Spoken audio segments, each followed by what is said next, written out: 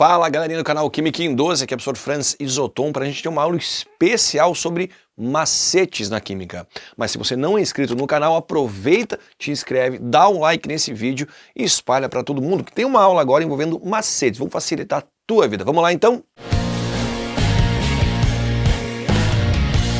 Muito bem, galera, para você assim, ó, gastar pouco tempo, ter mais segurança em alguns assuntos, um macetinho ele é muito útil. E a química ela é gigante, então vamos por partes, tá? Franz, tem algum macete lá em tabela periódica, em propriedades periódicas? Claro que tem, porque tem professor às vezes que pede para você decorar a tabela periódica. Não precisa, tá? Para você então acabar decorando valores, posição de elemento, algo envolvendo localização, propriedades dos elementos, mas eu posso facilitar a tua vida com alguns macetes. Vamos começar com um bem legal, bem legal. A tabela periódica, pessoal, tem 118 elementos. Já pensou decorar essas 118 informações multiplicando por características dos elementos? Não. Então o que eu quero te passar daqui? Bom, seguinte, galera, a tabela periódica ela pode ser organizada assim. Aqui você tem uma série de elementos que são metálicos, ok? Franz, o que é um elemento metálico? É quem conduz corrente elétrica e calor. Ele é ferro, ferro é metal, ferro é metal. Zinco é um metal, zinco é um metal. Ouro é um metal. Esses caras conduzem corrente elétrica e conduzem calor. Bem ou mal, mas conduzem, tá?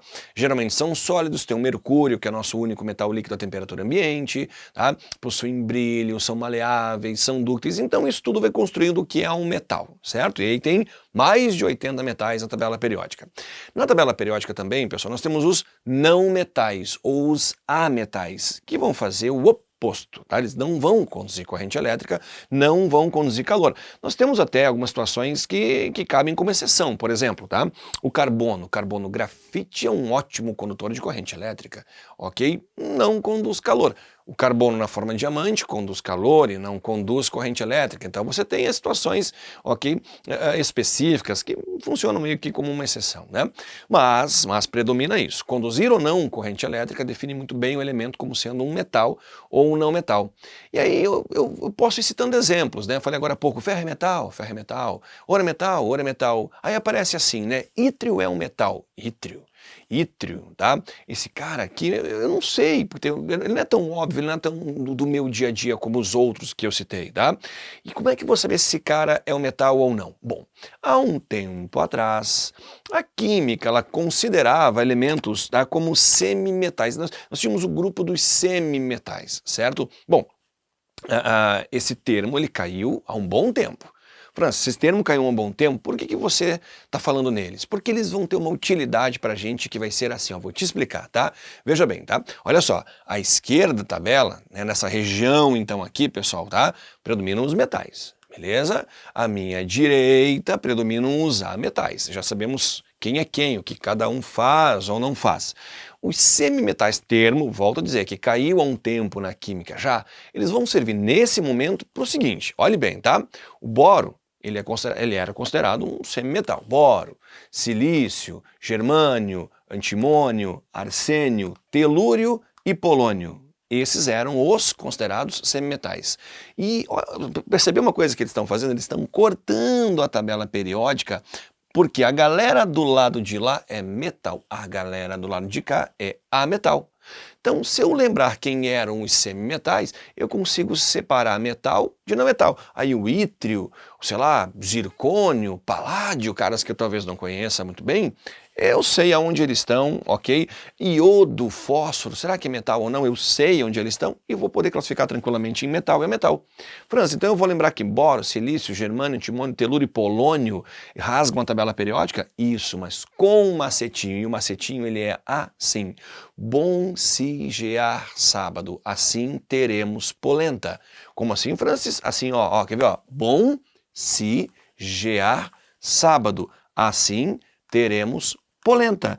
Então, um macetinho muito simples está aqui na tua tela, e você consegue saber então que ele é um macete para os semimetais, termo que não é mais usado, mas pelo menos cortou a tua tabela em metal de um lado, a metal do outro.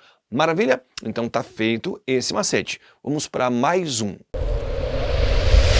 Muito bem, galera, olha só, agora do que a gente vai falar, tá? Das propriedades periódicas, mas a mais comentada, a mais usada é a eletronegatividade, tá? Se usa para muitos fins, ligações químicas, ok, interações intermoleculares, enfim, decidir ponto de fusão e ebulição de alguém, se é maior, é menor, comparativos, né? Então vamos lá. Se eu olhar para a tabela periódica, por exemplo, eu tenho que lembrar que o raio atômico, ele funciona da seguinte maneira. Olha assim meu desenho, tá? Ele aumenta de cima para baixo e da direita para a esquerda. Essa imagem, ok, esse esqueminha, tem que ficar na tua mente. Muito simples, né? De cima para baixo, da direita para a esquerda. Talvez teu professor te ensinou corretamente, com flechinhas para cá, flechinhas para lá. Eu estou te ensinando através de um esquema, tá? E eu quero que você lembre o seguinte, quer ver? Veja bem. Então o raio atômico está aumentando no sentido que esse esquema está te mostrando. Maravilha? Olha que legal. Raio atômico e eletronegatividade são propriedades periódicas inversamente proporcionais, uma em relação à outra, inversamente proporcionais. Aumentou o raio atômico, diminuiu a eletronegatividade. Pensando assim, os caras mais à direita e mais acima têm os menores raios atômicos, tá? Os menores raios são os mais eletronegativos, os elementos mais à esquerda e mais abaixo, eles são os maiores em raio atômico, mais à esquerda e mais abaixo, se eu tenho os maiores raios atômicos, eu tenho os caras menos negativos. Show? Então aonde estão os mais eletronegativos da tabela periódica? Tirando os gases nobres, porque eles são nobres, né, eles são pouco reativos, tirando eles, mais à direita e mais acima, nós temos os elementos mais eletronegativos, porque é inversamente proporcional. Flúor é o cara mais eletronegativo da tabela periódica. Claro, está mais à direita e mais acima, exceto os gases nobres, né? Tá, ele é o mais eletronegativo, flúor. E quem é o segundo mais eletronegativo? Pô, Francis, será que é o cara mais à esquerda ou mais abaixo dele? E quem é o terceiro mais? E quem é o quarto mais eletronegativo? Então, quem é o mais? É o flúor. Mas e os próximos? Em uma sequência. Eu vou decorar, eu vou te falar. Primeiro é o flúor, depois é o oxigênio, depois é o nitrogênio. Mas isso pode ficar difícil de você lembrar. Então que tal um macetinho para eletronegatividade? E o macete é esse aqui, ó. Fui ontem no Clube Brasil e só comi Pizza Hut. Fui ontem no Clube Brasil e só comi Pizza Hut. Veja, fui ontem no Clube Brasil e só comi Pizza Hut, tá lá o hidrogênio perdidão, né, no cantinho. Pessoal, então esse macete ele pega e alinha as propriedades periódicas, né, no caso aqui da eletronegatividade. Então pronto, flúor, oxigênio, nitrogênio, cloro, bromo, então vai diminuindo a eletronegatividade conforme você vai falando essa frase, você vai percorrendo esse macete. Maravilha?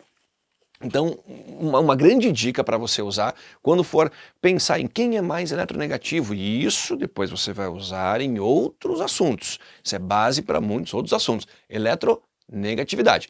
Vamos para mais uma dica dentro de propriedades periódicas. Veja bem, tá? Raio atômico e eletropositividade. Essa dá encrenca às vezes. Veja bem, tá? Você sabe agora. Você pegou a manha que o raio atômico ele aumenta de cima para baixo, da direita para a esquerda. Você pegou essa manha. Maravilha? Você olhou para a tabela periódica, por exemplo, você sabe que o sódio é menor que o rubídio. Você sabe, então, aqui que o oxigênio ele é menor que o carbono. Você já consegue ter essa certeza, tá? Esse jogo de cintura com a tabela. Com esse esqueminha aqui. A raio atômico e eletropositividade são propriedades diretamente proporcionais. Quer dizer, o cara que tem maior raio atômico, ele é mais eletropositivo. Pegou essa, tá? Algo diretamente proporcional. Então, se o potássio é maior que o sódio, o potássio ele é mais eletropositivo. Se, por exemplo, aqui, tá? Vamos pegar o enxofre é menor que o silício sendo maior, em maior raio atômico, ele é mais eletropositivo. Bom, os caras mais à esquerda e mais abaixo têm os maiores raios atômicos, eles são os mais eletropositivos. Então, é algo diretamente proporcional. Mas veja bem, tá? Tem muita confusão aqui no meio. Por exemplo, o ferro está mais à esquerda que o zinco. O ferro, então, a gente projeta um maior raio atômico para ele, projeta um cara mais eletropositivo. Pessoal, é o oposto, tá? Na hora que você vai usar na prática, é o oposto. O alumínio está mais à direita e mais acima, por exemplo, do que o zinco. do que o zinco, do que o cobre, mas o alumínio é mais eletropositivo. Tá bagunçando a minha cabeça, porque os caras de lá deveriam ser mais eletropositivos. Então, para acabar com isso, temos um macete, que é assim, ó, família 1A, 2A, depois vem aluno, maneiro, zincado, cromado, ferra, ninguém estranha, hidrogenando seu cobre, mercurando sua prata, platinando seu ouro. Nossa, Franz, ele é muito grande. Você já decorou música? Muito pior, tá? Pessoal, então esse macete aqui, ó, que, né, tô trazendo os elementos para você, é uma ordem decrescente de eletropositividade. Uma ordem decrescente de eletropositividade. Quer dizer, dos mais eletropositivos para os menos eletropositivos. E você quer uma coisa de brinde ainda? Isso aqui vai do mais reativo para o menos reativo, dos elementos mais reativos para os menos reativos. Então, pô, se você tem isso, você não erra mais, né? Vou fazer uma questão de pilhas. Pilhas, ó, o alumínio é mais eletropositivo que o zinco. O alumínio perderia elétrons, o zinco ganharia. Pronto, eu já sei o que vai acontecer na minha pilha, por exemplo, quem perde e ganha elétrons. Maravilha? Então, pessoal, o macete do fui ontem no clube para eletronegatividade, o macete do aluno maneiro para eletropositividade. Tu nunca mais vai ser pego de surpresa por esses assuntos. Em ligações químicas, em pilhas, em eletrólise, isso é usado demais, tá? Isso cai diretamente também aí na tua prova do colégio ou lá do vestibular. E para a gente pegar um combo legal em propriedades, olha a frase que eu vou te falar, grave a seguinte frase, tá? Raio atômico, você sabe como é que ele funciona, tá? Aumentou o raio atômico, pessoal, olha o que vai acontecer, vai diminuir a energia de ionização. Estou montando um combo para você. Aumentou o raio atômico, vai diminuir a afinidade eletrônica. Aumentou o raio atômico, vai diminuir a eletronegatividade, vai aumentar a eletropositividade. Então, olha a frase que eu quero que você saiba. Todas as propriedades periódicas são inversamente proporcionais ao raio atômico, exceto a eletropositividade. De novo, todas as propriedades periódicas são inversamente proporcionais ao raio atômico, exceto a eletropositividade. Então, 3 macetes para lidar com tabela e propriedades periódicas. França, eu quero ver a aula na íntegra aqui no canal, ok? Há uma playlist de propriedades periódicas para você ter todas as aulas na íntegra. Maravilha? Te inscreve no canal e avisa a galera que tem uma aula de macetes prontinha para você. Tchau, tchau, galera!